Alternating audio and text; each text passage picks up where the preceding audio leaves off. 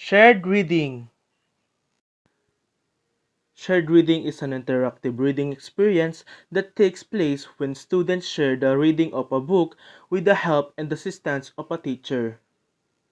It is an opportunity for the student and the teacher to view, read orally, and have a conversation using the same text.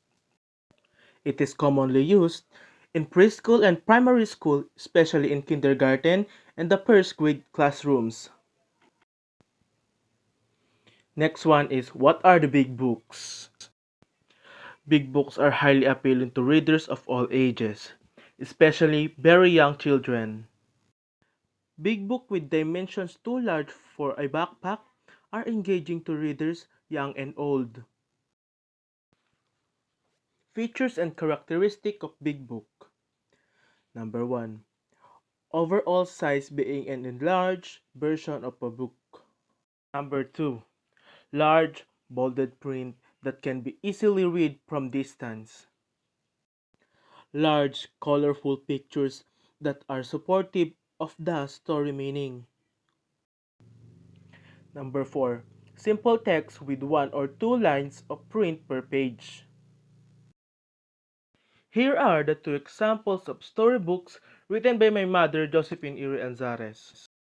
These storybooks were presented at DepEd Region 3, and one of these books won first place in the division level and also won fifth place in the regional level.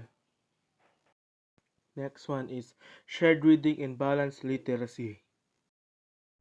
The shared reading approach to teaching reading is an instruction strategy within balanced literacy.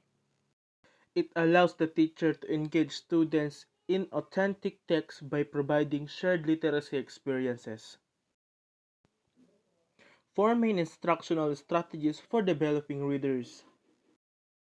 These are the read aloud, shared reading, guided reading, and independent reading. Each has its own features and characteristics. Shared reading falls between read alouds and guided reading, while read alouds and shared reading are characterized by strong teacher support. How long should shared reading last? The shared reading should 15 minutes per day up to 5 days. Readers has opportunity to revisit and reread the shared reading that they tackled. What is expected during shared reading? Teachers are expected to: Number 1, provide a safe and enjoyable setting for learning so that the students will not get bored when they are listening to the story. Number 2, engage students in reading stories aloud as a group. So they have activities that collaborate each other. Model fluently praise reading with expression. So your student feel the expression while you are reading a story.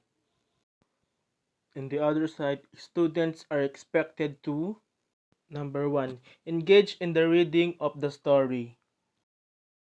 Number 2, the students should activate their prior knowledge and make connections to the story that will help them with the meaning. Number 3, the student should observe and focus on the modeling done by the teachers. What is the goal of shared reading? The goal of shared reading is to introduce children to the reading process while systematically and explicitly teaching them how to become writers. It will allow an opportunity for the student to participate in and enjoy reading texts that most students are not yet ready to read independently. Shared reading objectives. Identify parts of a book and their function. Number 2, demonstrate an understanding of directionality. Number 3, identify the title, name of the author, and the name of the illustrator. Next is, why is shared reading beneficial?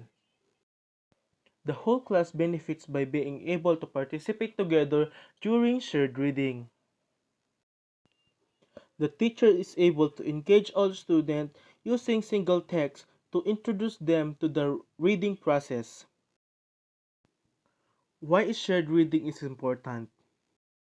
It is important because it actively engages in literacy with the entire class while allowing for a non-threatening and successful experience with the book. Why they use big book in classroom? Because it allows the whole class to participate together as a one group. And that is the end of my report. Thank you for listening.